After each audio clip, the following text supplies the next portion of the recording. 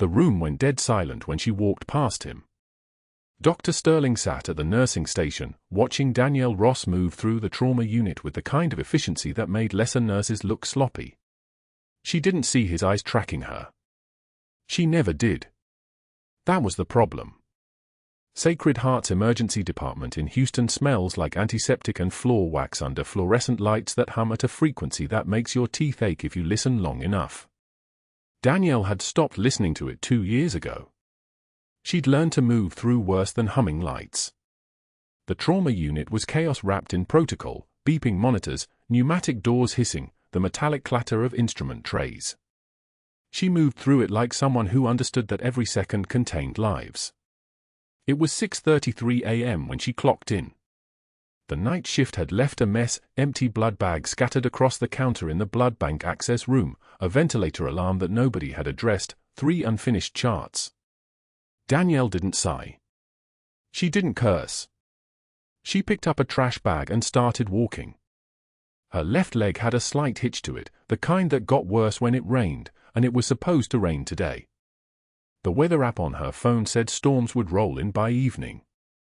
Her body already knew. It always did. The jacket hanging in her locker was olive drab and old. She'd worn it through 3 deployments and into the life she was supposed to be living now, the quiet life, the invisible life, the one where nobody asked questions. Inside the lining, stitched with careful precision, was a faded unit patch from Ramadi. She touched it every shift before she started work. Not because she believed in luck. Because patches like that meant you'd survived. She reached for it now, her fingers finding the familiar weight of memory, and whispered something nobody else would ever hear. Keep moving. Dr. Sterling was standing in the doorway of the locker room when she turned around. He wore his white coat like armor and carried himself like a man who'd never been told no. Handsome in the way that wealth makes men handsome, sharp jawline, tailored everything, the kind of watch that costs more than Danielle made in 3 months. He smiled at her the way a shark smiles at a fish. Morning, Danielle. You're early again. Don't they pay you enough to leave on time? His voice had that smooth quality that made you want to trust him, the way honey tastes good before the poison kicks in. Just getting ahead, doctor. She didn't look at him directly. She'd learned not to.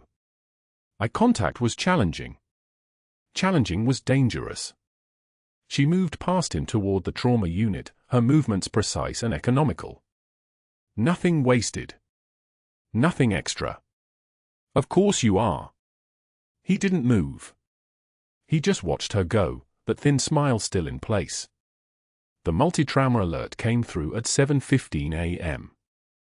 3-vehicle collision on I-45 northbound. ETA 8 minutes. Danielle heard the announcement and felt the shift happen inside her body, the kind of shift she'd learned to hide. Her hands moved without her thinking about it, pulling supplies, checking ventilators, preparing the bays. Around her, the trauma team assembled like parts of a machine. The ER doctor barked orders. The surgical resident started running labs. Respiratory therapy stood ready. When the first ambulance screamed through the bay doors, the paramedics were already talking. 32-year-old male, ejected from the driver's side, head trauma, probable intracranial bleed, BP 88/52 and dropping, GCS of 8, airway compromised. The patient came in on a stretcher moving fast, faster than fast, and Danielle was already there. She didn't think about it. Thinking was a luxury soldiers couldn't afford. I need access, she said, not asked, and cut the patient's shirt away with trauma shears. 2 large-bore 4s. 1 in each antecubital space. Her hands moved like they'd been trained in field medicine under fire, which they had, though no one here knew that. Her fingers found the vein on the first stick. Smooth. Practiced. Perfect. The 4 cannula slid in and blood flowed backward into the chamber. She was running saline before the doctor had finished his count. Type and cross, stat, someone said. Probably the resident. Danielle was already writing down the patient's name, date of birth, and every detail that mattered. Her charting had never contained a single error in 2 years. It was the thing that made her dangerous without anyone understanding why. Meticulousness like hers could only come from training where mistakes meant casualties. Where you learn to document everything because someday someone would need to know exactly what happened and when. The second patient came in worse than the first. Young woman, both legs crushed, conscious but in shock, her voice small and terrified. "Where's my daughter? I need my daughter." Danielle moved to her, placed a hand on her shoulder, firm but not cold, and looked into her eyes. The woman's pupils were blown. Massive internal bleeding. They had maybe 20 minutes. "We're getting you the best care. I promise." It wasn't a lie. Danielle meant every word. She could feel the woman's fear like it was her own, like it belonged to her in a way that stretched back through time and memory. She'd held dying people before. She'd held them in Ramadi when there was no hospital, when there was only desert and blood and the terrible mathematics of triage. She knew how to make people feel less alone while their bodies shut down. She knew the weight of that. Dr. Sterling entered the trauma bay and immediately positioned himself at the first patient's head. The ER doctor deferred to him. That was how it worked here. Sterling had credentials, reputation, the kind of authority that came from having been born into institutions. He glanced at Danielle and frowned slightly, like he was seeing something he didn't quite understand. The way she moved. The precision of her technique. The calmness in a space where everyone else was running on adrenaline. "Let's get him to CT," Sterling said. "And we need 6 units of O negative, now." Danielle was already moving toward the blood bank. She'd anticipated the order by 45 seconds. She always anticipated orders by 45 seconds. It was another thing that made her dangerous without explanation. By the time Sterling finished speaking, the blood was thawing. By the time he looked for her, she was already back, hanging the transfusion. No wasted movement. No hesitation. Just competence flowing like muscle memory through her hands. The patient stabilized enough for the next phase. Danielle stepped back. She'd learned when to be visible and when to disappear. Right now was time to disappear. She cleaned the trauma bay with the same attention to detail that governed everything else she did. Wiped down the monitors. Restocked the medication cart. Changed the disposable mattress covers. By 9:51 a.m., the unit looked like violence had never touched it. The break room was small and smelled like coffee that had been heating since the night shift and someone's leftover lunch from 3 days ago. 3 nurses sat around the table, Carmen from nights, Jackie who worked recovery, and Derek the new grad who'd started 6 weeks ago. They were talking quietly when Danielle entered to grab her lunch from the fridge. She didn't plan to join them. She planned to sit in the corner and eat her protein bar and not take up space in the conversation. "Oh man, did you see how Danielle handled that second patient?" Derek's voice had that quality of awe that made her stomach tighten. "The lady with the crush injuries?" Danielle just held her hand and talked to her the whole time, like there wasn't anything scary happening, and the patient actually relaxed. "I've never seen anything like that." "That's because she knows what she's doing," Carmen said. She was old school, had been a trauma nurse for 20 years, and had the confidence of someone who'd seen everything. New grads panic because they're thinking about 5 things at once. Danielle's already done this 500 times. "You can feel it." "She stayed late last week to help me with my charting," Derek continued. "Just came over, no complaint, spent 40 minutes walking me through my documentation. Didn't make me feel stupid for asking. Just showed me the way she does it. I've got 3 supervisors, but nobody's actually teaching me like that." Danielle kept her eyes on her lunch. She didn't eat the protein bar. She just held it like evidence that she had a reason to be in the room besides existing. Dr. Sterling appeared in the doorway, and something changed in the air. Not obviously. Just a shift, the way barometric pressure changes before a storm. He leaned against the frame, coffee in hand, and smiled. "Sounds like our Danielle is quite the mentor," he said. His voice was pleasant, the way honey tastes. "Derek, you're lucky to have guidance like that." Though I have to say, Danielle, I'm a little concerned about the time management. If you're staying late to help others, are you getting your own work done? The medication logs have been perfect, sure, but I worry about you spreading yourself too thin. It wasn't really a compliment. It was a weapon dressed up to look like concern. Derek looked confused. Carmen's jaw tightened. Jackie found something very interesting to study on the table. I'm staying on top of my assignments, Doctor. The extra time is my own. Danielle's voice was quiet but steady. Not defensive. Not defiant. Just factual. Like she was stating the weather. She looked at Derek. Good luck with your next shift. She stood and threw away her uneaten lunch. The break room felt smaller when she left it. She could hear Sterling's voice continuing, saying something about the importance of professional boundaries, but she was already gone. The trauma bay supply room was where she noticed the discrepancy. She was restocking the crash cart, medications, equipment, the organized chaos that saved lives, when she checked the inventory log against what was actually on the shelves. The vital med equipment. Cardiac monitors, defibrillators, 4 pumps. The invoices listed 23 units delivered over the last 3 months. The actual shelf count was 15. She pulled up the receiving logs on the computer. VitalMed was flagged as the preferred vendor for all cardiac equipment. Price per unit was significantly higher than the market rate. She knew equipment costs. You couldn't survive in the military without knowing what things actually cost. These numbers were inflated by roughly 40%. Someone was ordering equipment that didn't exist or equipment that was being sold somewhere else. She didn't write it down. She didn't tell anyone.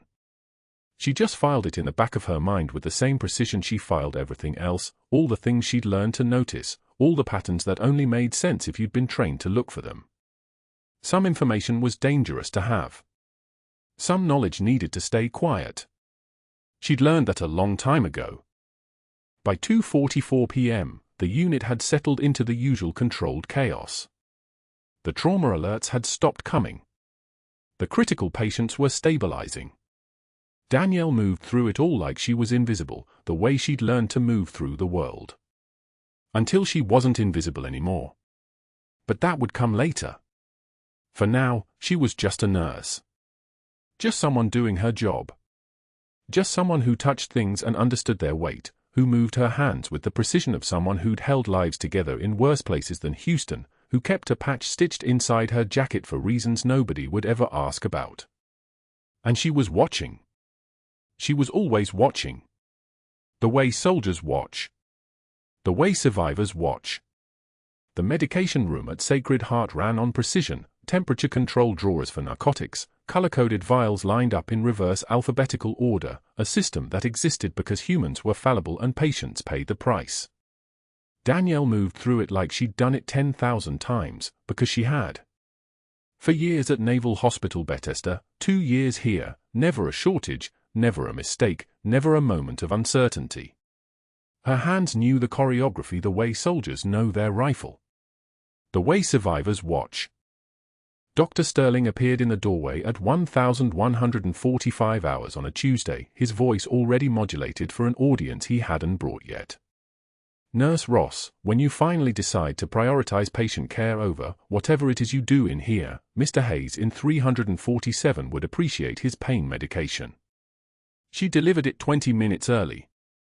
Room 347, Compartment 3 of the medication dispensary, for milligrams for morphine at 0620 hours, documented in the electronic health record at 0621, with a timestamp that couldn't be erased or rewritten. Danielle set down the syringe she was holding, deliberate, not defensive, and turned to meet his eyes. The medication was administered at 0620, Doctor. 16 minutes ahead of schedule. It's documented. The fluorescent lights buzzed overhead like trapped insects. Sterling's smile appeared, the kind that looks like a gun showing its teeth, all shine and no warmth. Of course it is. You're very good at documentation, aren't you, Ross? He didn't wait for an answer. He turned and left, but the echo of his words rippled through the medication room because 2 residents had materialized in the doorway behind him, pretending to check the emergency crash cart. Danielle took one measured breath. Felt the single tear escape before she could stop it. Wiped it away without breaking eye contact with the empty space where he'd stood. The nickname started that afternoon. Clipboard. He used it every shift, often during rounds when the team could hear, often when it didn't make sense contextually, just to lodge it in the collective memory. Clipboard Ross. The girl who hid behind paperwork. The nurse who documented instead of doing. 3 days later, the unit board, the physical cork wall near the nurses' station where announcements were posted, displayed a written warning visible to every staff member and visitor. None of it happened. Danielle read it at 0700 during shift change, her eyes scanning the words as if they might rearrange themselves into something true. 20 other people would read it today. 30 more by week's end. Each reading was another grain of sand in a pile that would eventually bury her. She pulled the notice down, photographed it with her phone, evidence, documentation, the thing a soldier does when the world starts lying, and handed it to the nursing supervisor, Margaret Chen, a woman with 30 years of emergency medicine in her voice and spine. "This needs to come down," Danielle said quietly. "It's not accurate." Margaret's jaw tightened. She'd worked enough hospitals to recognize a setup when she saw one. "I'll address it with Sterling directly." But the damage was already done. The paper had done its work. Minds had formed opinions. Narratives had begun. The break room was a small space with a refrigerator that smelled like old tuna and a table that 8 people could sit at if they didn't mind touching shoulders.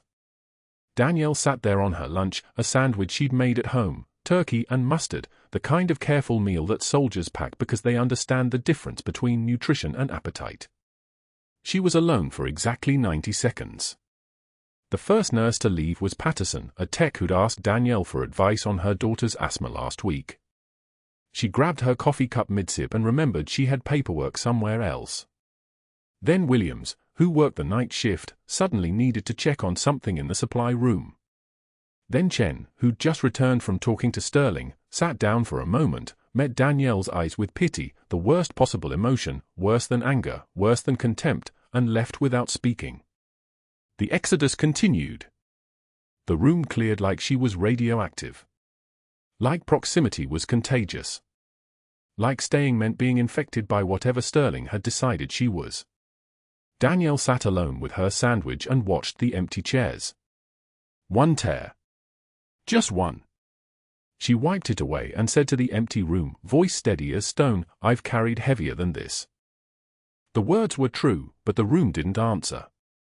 The worst came in room 347 during family visiting hours at 1,430 hours.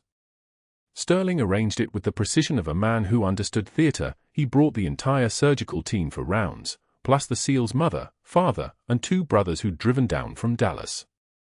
The room felt smaller with 8 people in it. Hayes lay in the bed, post-operative day 3, his abdomen bandaged, his eyes tracking everyone who entered but not quite focusing, morphine creating a distance between his brain and the world. Sterling positioned himself at the foot of the bed like a conductor about to start a symphony. "Nurse Ross, perhaps you can explain to the family why their son's post-operative care has been inconsistent." The word hung in the air like a blade. Danielle stood perfectly still. She'd been standing her entire adult life. She'd stood in Ramadi while rounds thumped through buildings. She'd stood in the water during extractions, holding men who weighed twice what she did. Standing was her default. Standing was survival. Lieutenant Commander Hayes has received every medication on schedule, every wound check per protocol, and his vitals have been stable for 72 hours, Doctor. Sterling turned to the family, the gesture theatrical, performative, designed to show them that this nurse was defensive, argumentative, a liability. "She's very defensive. I'm sure you understand our concern." Hayes's mother, a woman with his same dark eyes, nodded. Her hand found Sterling's arm gratefully. Trust transferred from one person to another like a virus in a room. Danielle took one measured breath. Her hands were steady. Her voice was steady. she wiped away the single tear that escaped and said quietly, so quietly only the people in the room could hear it, "I've carried heavier than this." It wasn't a defense. It was a statement of fact. A truth about herself that Sterling couldn't touch because it existed in a place he couldn't see. Hayes's eyes widened. Something moved across his morphine-hazed face, recognition trying to break through the pharmaceutical fog. He stared at her with the intensity of a man remembering something that mattered, but the moment dissolved before it could fully form. The morphine pulled him back down. The memory, whatever it was, stayed buried. After she left the room, Sterling made his first call. The conversation lasted for minutes. A board member named Richardson, a man who owed Sterling a favor from the malpractice settlement Sterling had helped bury 2 years ago, listened while Sterling painted a picture of an unstable nurse, a liability, someone whose judgment was questionable, whose presence was affecting team morale, whose employment should be reconsidered. Richardson agreed to discuss it at the next board meeting. By that evening, Sterling had made 3 more calls, to a hospital administrator, to the investigator on standby, to another board member who had her daughter's tuition paid for by hospital connections. The network of obligation is invisible until you're the one it's tightening around. Danielle drove home through Houston traffic as the sun bled orange across the horizon. She thought about the supply room photographs. She thought about the discrepancies that didn't add up. She thought about the way pain is data, the way a body tells you when something is wrong, and the way most people ignore the signal until it's too late. 3 days. That was how long she had before everything changed. But she didn't know that yet. She only knew that the break room had emptied when she arrived. She only knew that her name was on a board in a hospital for things she didn't do. She only knew that a man in a white coat had decided to erase her, and he had the machinery of an entire institution behind him. The rain started as she pulled into her driveway, hammering the windshield like applause for something awful. The supply room at Sacred Heart was fluorescent bright and silent at 0300, the shelves casting geometric shadows across the steel workbench where Danielle laid out the procurement logs against the procedure documentation. 3 hours into her shift, 2 hours before the morning rush would turn the unit into controlled chaos, she had found the pattern. It was the kind of pattern that only revealed itself to someone with her particular skill set, someone trained to read chaos for signals, to separate signal from noise when lives depended on it. She photographed each page with her phone, her hand steady as surgical steel, comparing the supply orders from Vital Med Solutions against the actual procedures logged for the corresponding dates. 47 hip replacements ordered in October. Hospital records showed 31 performed. 16 phantom procedures billed to insurance companies. The orthopedic implants cost $8,000 each, per unit. She did the math in her head. $128,000 in devices that never touched a patient. The invoices were stamped with Sterling's authorization code. Below that, handwritten initials, VS. The same initials on 3 separate checks made out to Sterling's private consulting firm, each one dated exactly 2 weeks after the phantom billing cycles closed. Her phone's camera lens caught the glint of the fluorescent panels as she photographed another page, then another. Her breathing remained level. Her hands did not shake. But something in her chest tightened, not fear, exactly, but recognition. This was why Sterling had decided to erase her. This was why the machinery of the hospital had suddenly shifted into alignment against her. She'd been moving through the data casually, doing her job with precision, and somewhere in that precision she'd become dangerous. She wasn't supposed to notice these things. Nobody was supposed to notice these things. The supply room door swung open at 0317. Danielle didn't flinch. She simply closed the procurement file and slid it back into the cabinet in one fluid motion, her phone already in her pocket. Derek, the night shift custodian, pushed his mop bucket through without looking at her. He'd worked at Sacred Heart for 19 years. Nobody saw him. Nobody asked him questions. Danielle understood that particular kind of invisibility. She waited until his footsteps faded down the corridor, then left the supply room and walked back toward the patient units, each step deliberate and calm. The evidence was photographed. The pattern was documented. And now she had concrete knowledge of something that explained everything: the staged confrontations, the public humiliation, the way Sterling's allies had suddenly begun treating her like a problem that needed solving. She'd stumbled into something that transcended departmental politics or professional resentment.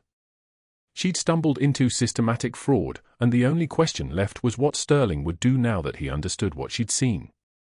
Room 347 was quiet when she entered for the 0400 post-operative check.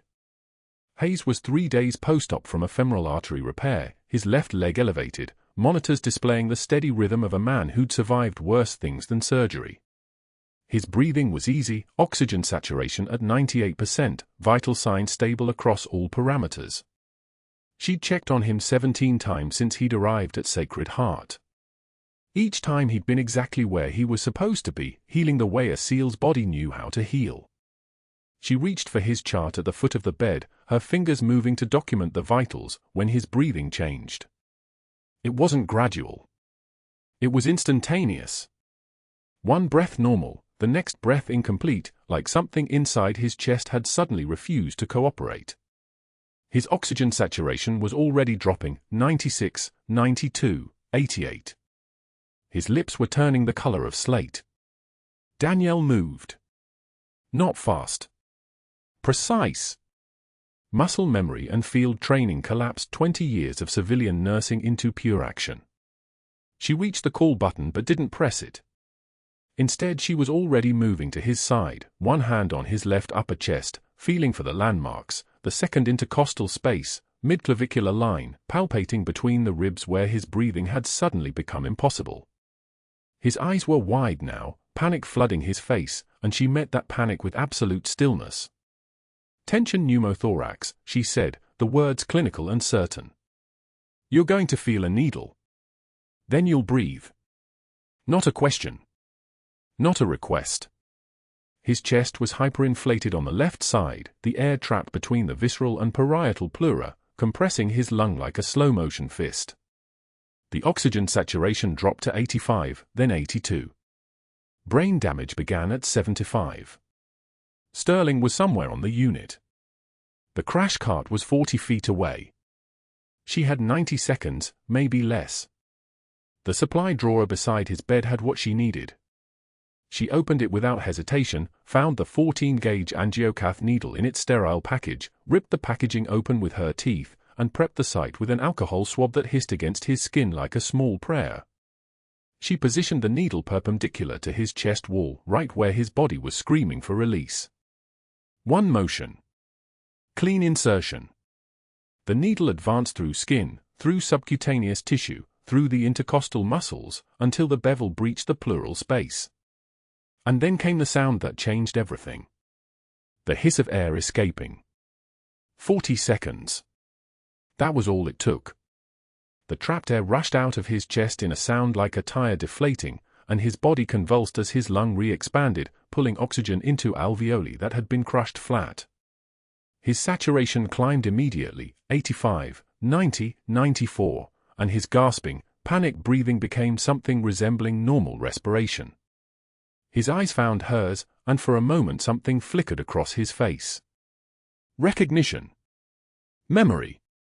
Something that lived in the space between his conscious mind and the survival reflexes that still governed his body.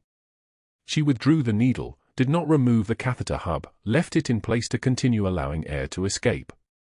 His oxygen continued climbing toward 100. His color was returning. His breathing was becoming his own again. And then Sterling was in the room. He arrived at precisely the moment it became undeniable what had just happened.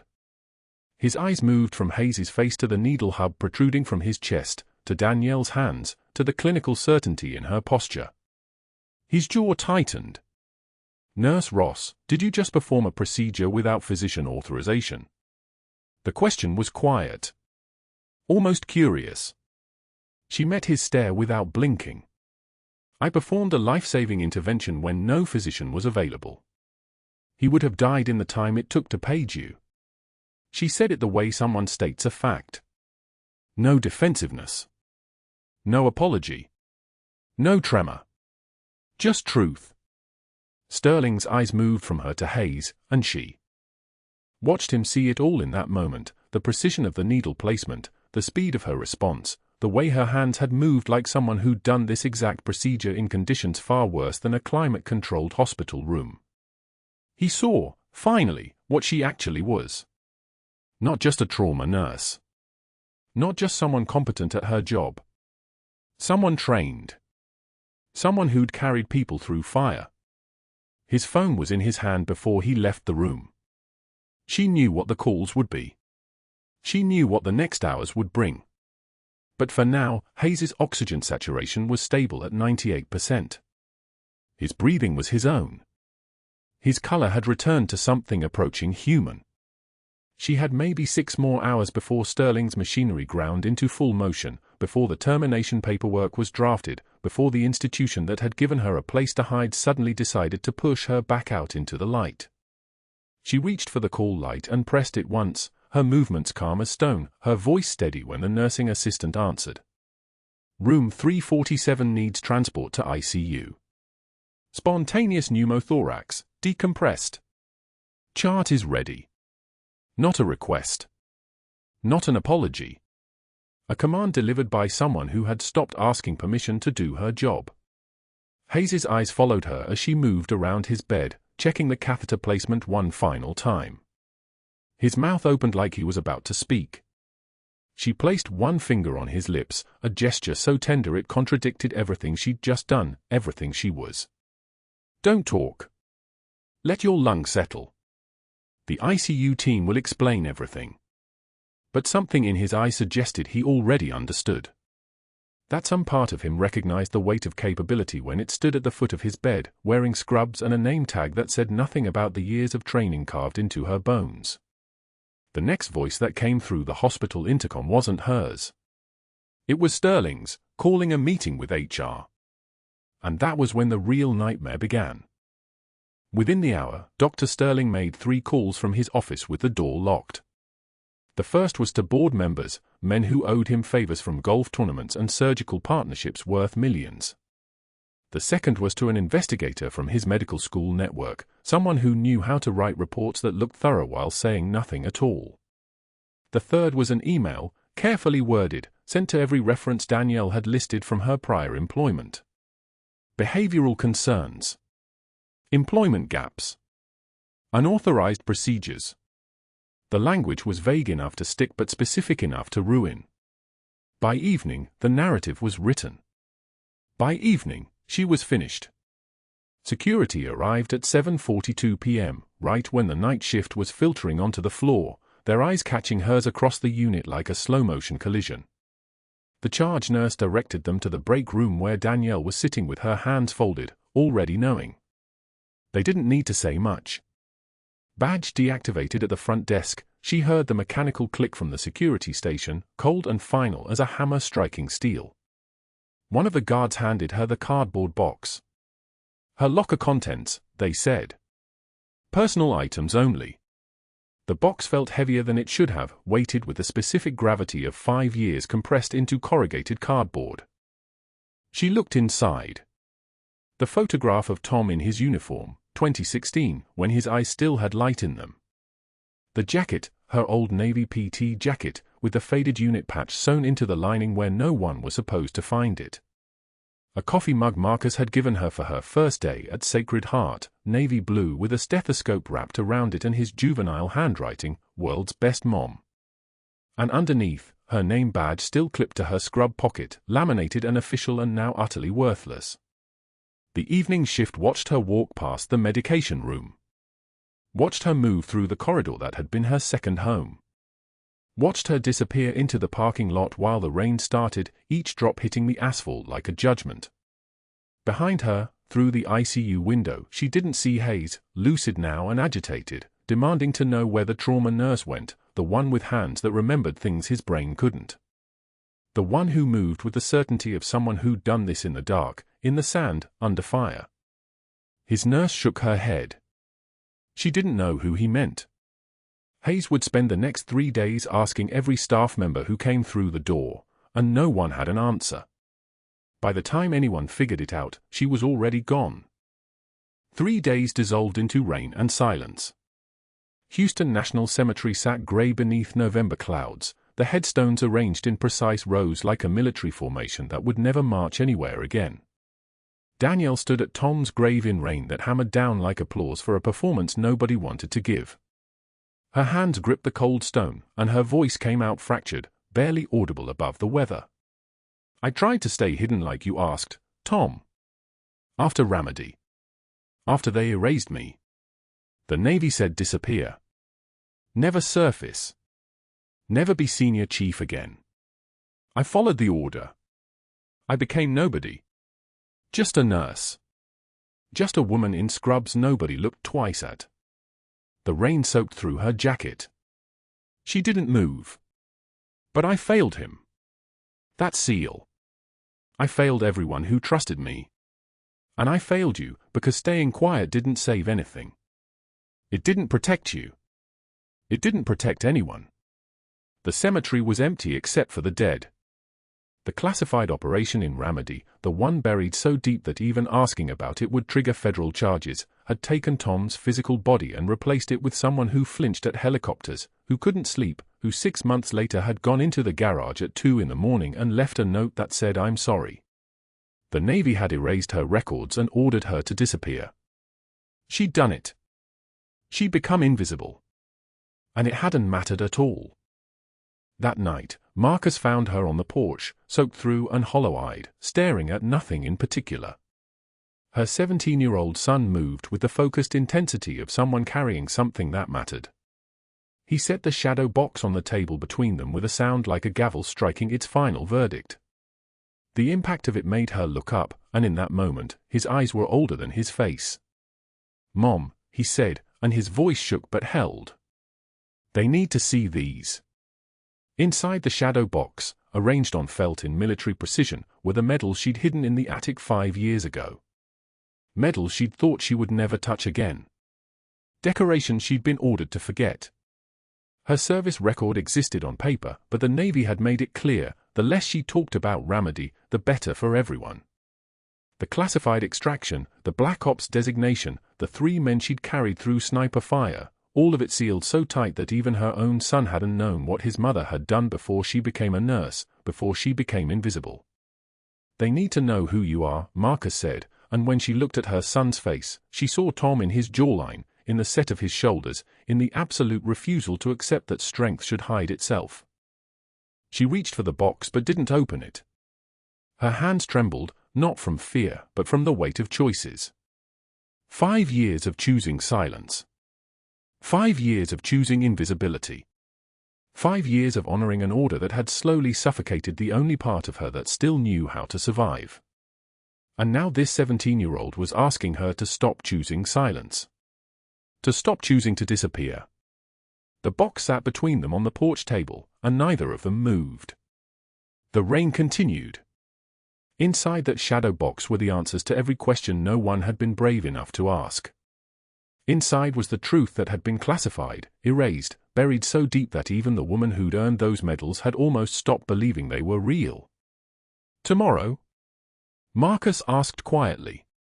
Danielle looked at her son, this boy who'd watched his mother get fired for being too good at saving lives, who'd watched her fall apart for 3 days, who'd walked into that attic and found the thing she'd been running from since the day she swore to disappear forever. Tomorrow, she said. Her voice was different when she spoke that word. Lower. Steadier. Not the voice of a nurse asking permission to do her job. The voice of someone who'd just stopped running. The boardroom doors opened at 8:36 a.m., and Marcus Ross stepped through them like someone who'd spent 17 years learning his mother's composure, steady, purposeful, unafraid. Dr. Sterling sat at the head of the table beside hospital administrators in press suits and Dr. Voss, the investigator, her pen poised over a legal pad. Sterling's jaw tightened when he saw the boy. Then Marcus spoke 6 words that stopped the air itself. My mother is Senior Chief Ross. The silence was thick enough to operate in. Sterling's face drained of color the way blood drained from a vein. He tried to speak. Nothing came. Dr. Voss set down her pen. One of the administrators, CEO Wilson, the one who'd signed Danielle's termination paperwork without reading past Sterling's recommendation, leaned forward. "What did you just say?"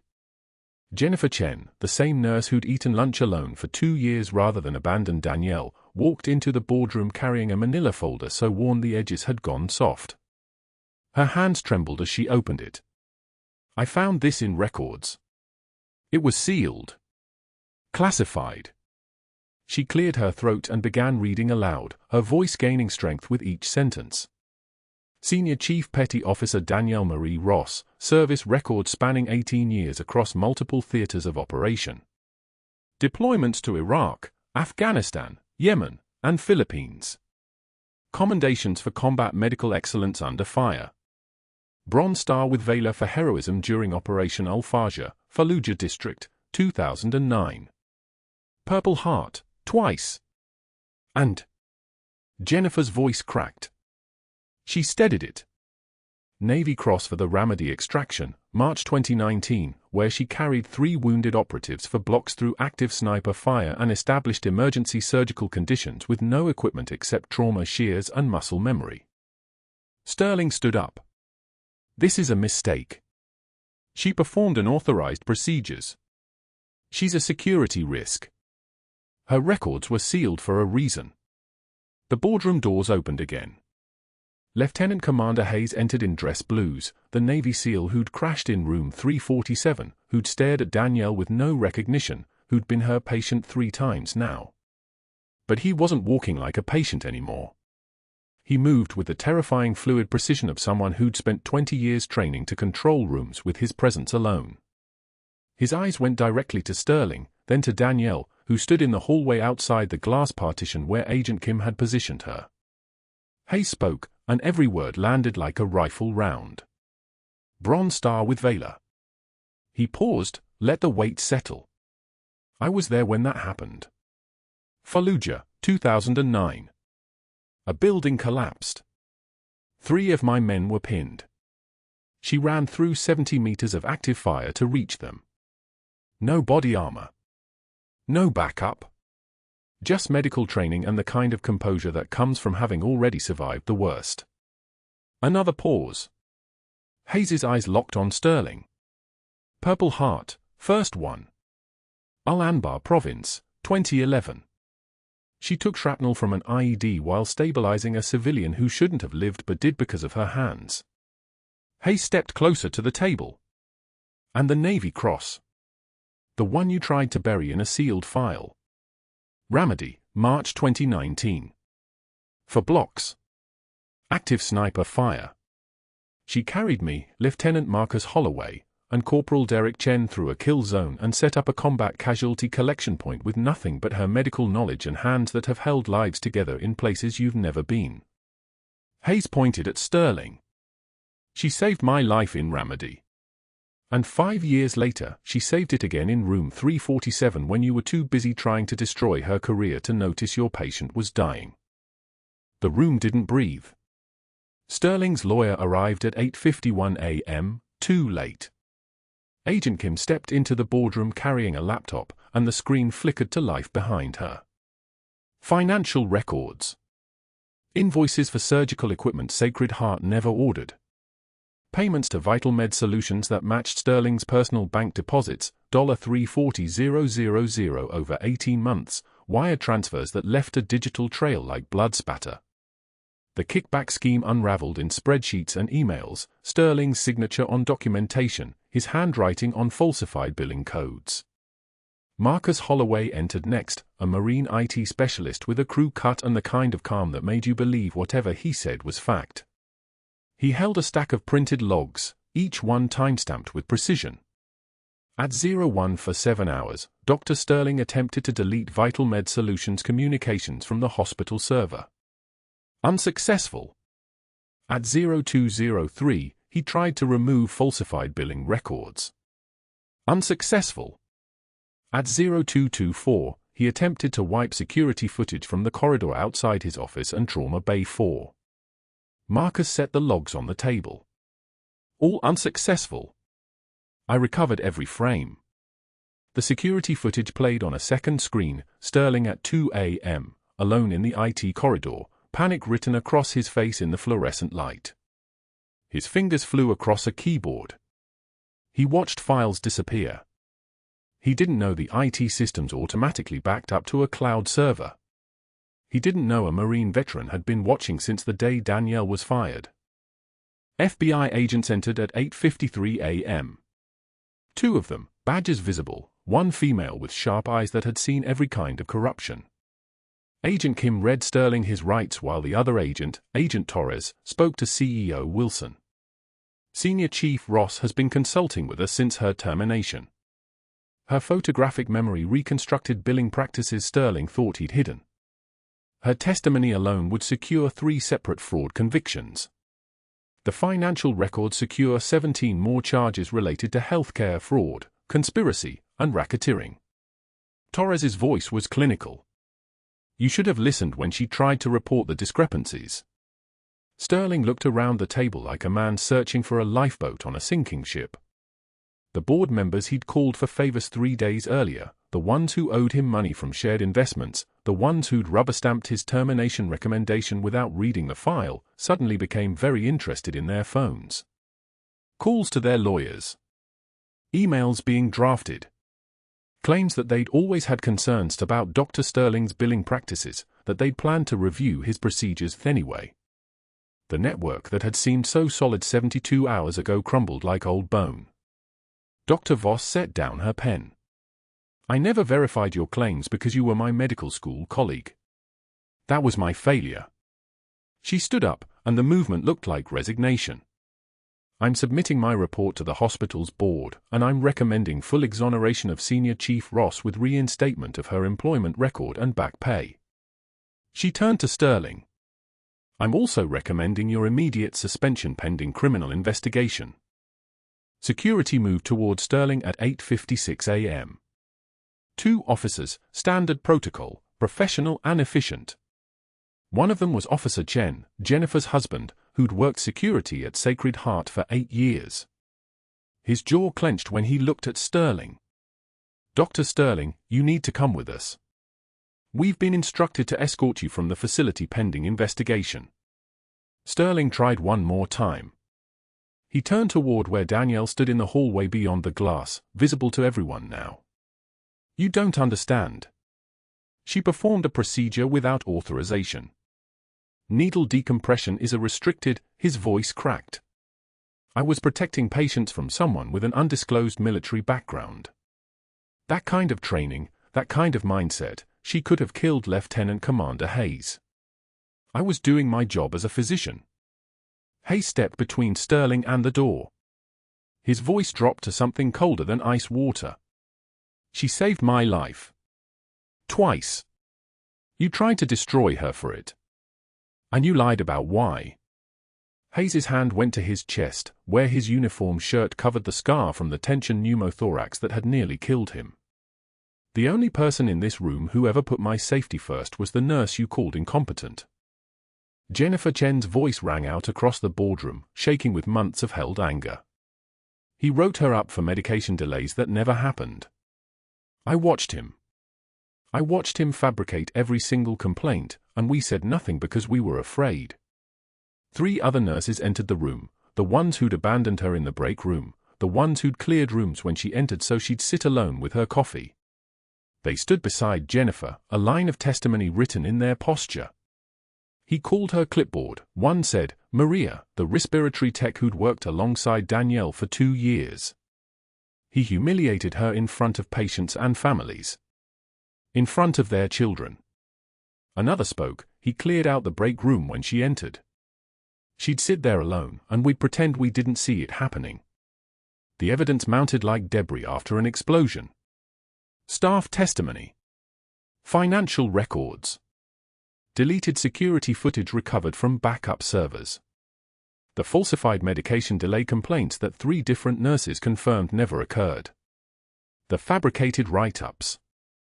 The staged confrontation in room 347, recorded on the hospital's internal camera system, where Sterling's voice was audible saying things, dismissive, contemptuous things, that had no professional justification. At 8:59 a.m., Sterling was read his rights by Agent Kim while the other nurses watched. While Marcus watched. While Hayes watched. While the hospital administrators who'd signed off on his recommendations without verification processed what that meant for their own liability. Sterling's lawyer arrived at 9:02 a.m. and immediately advised him to stop speaking. Sterling was escorted from the boardroom at 9:04 a.m., moving between security officers with the shock of someone who'd believed his own narrative for too long. Danielle waited in the hallway outside the glass partition. Sterling passed her, and he stopped. The officers stopped with him. He opened his mouth like he might explain, might defend, might somehow convince her that his actions made sense. She took one measured breath. The silence stretched across 3 seconds, long enough for an EKG monitor to record 6 beats. She wiped away the single tear that escaped, let it fall without shame or hesitation. When she spoke, her voice was steady as stone, the voice of someone who'd given orders in combat zones and had them obeyed instantly. You saw weakness. You should have looked closer. That was all. No anger. No trembling in her hands. Just the ice-water clarity of someone who'd learned long ago that composure was the only weapon that never jammed. Sterling was led away in handcuffs at 9:06 a.m., and she didn't watch him go.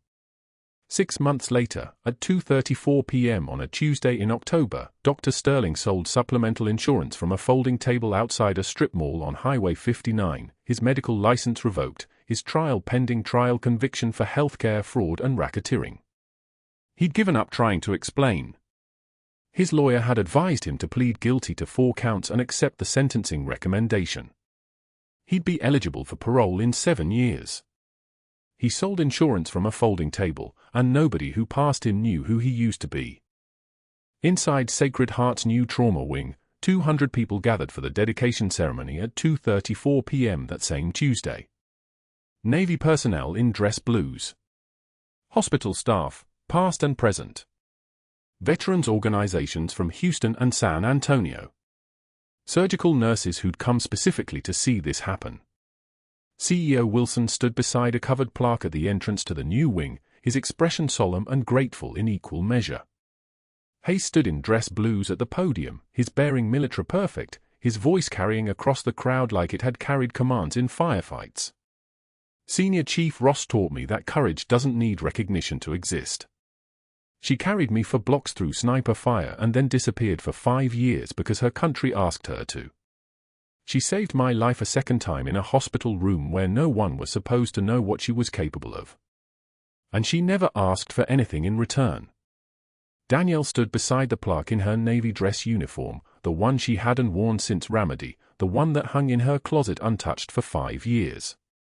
Ribbons and decorations on her chest, each one a story told in color.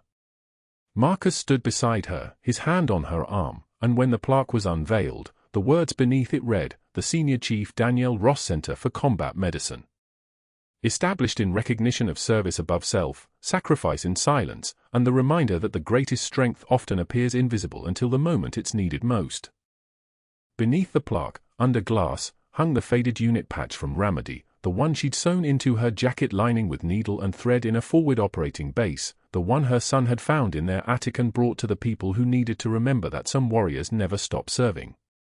Hayes approached after the ceremony, still in dress blues, and showed her his left forearm. Her name in block letters, ink that had cost him 4 hours of a tattoo artist's time because he wanted it perfect. I remember now. All of it. She smiled, the first real smile that had reached her eyes since the morning Sterling had written the false complaint. I know you do. The ceremony ended with a moment of silence for her late husband, and then Danielle was offered her choice by CEO Wilson, return to nursing in the trauma unit or lead the new combat medicine training program for civilian trauma staff. Or both, Wilson added. If you'll have us both. She chose both. 3 weeks later, Danielle taught a room full of nurses the needle decompression technique that had saved Hayes twice, her voice calm and sure, her hand steady as surgical instruments. The faded unit patch hung on the wall behind her, a reminder framed in glass and history. One of the nurses, younger, maybe 28, with the kind of worn exhaustion that comes from too many double shifts, raised her hand during the break. Did you ever think about just giving up? Just walking away and pretending none of it happened? Danielle looked at her for 3 seconds. Every day for 5 years. And then I realized that walking away meant they won. So I stayed invisible instead, and invisible people can see things others can't. She gestured toward the patch on the wall. Sometimes the bravest warriors carry stethoscopes, not guns. If you know someone who needs to hear that they matter, that their invisible strength has value, that their voice deserves to be heard, share this story with them. And subscribe, because there are more stories like this one, stories about people who've learned that true power isn't measured in rank or recognition. It's measured in the lives you touch and the people you refuse to abandon, even when the world tells you to disappear.